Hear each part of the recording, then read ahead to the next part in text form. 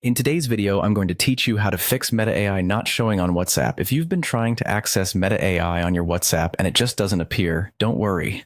I'll guide you through a few straightforward steps to troubleshoot this issue. Let's dive right in and see how you can fix this on your PC. First, you'll want to open your browser and head over to web.whatsapp.com. This is the web version of WhatsApp that connects directly to your account on your smartphone.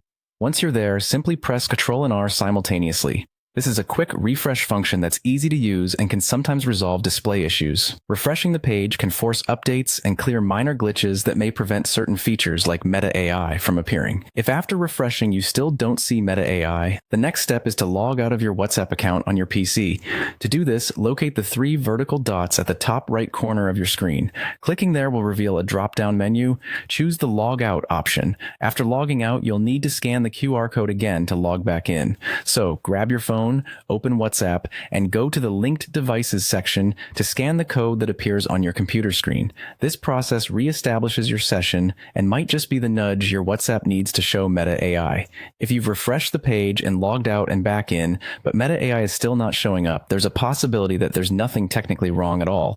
It might just mean that Meta AI is not yet enabled for your account or in your region. Meta often rolls out features gradually, so it's not uncommon for some users to access new tools before others. If this is the case, a bit of patience will be necessary. Stay updated with any official rollout announcements from Meta, because these will indicate when you can expect new features to be available in your area. I hope these steps help you get Meta AI showing up on your WhatsApp. I understand how frustrating tech hiccups can be, especially when you're eagerly waiting to try out new features. Remember, sometimes all it takes is a simple refresh, a quick logout, or just waiting for the feature to roll out to your region.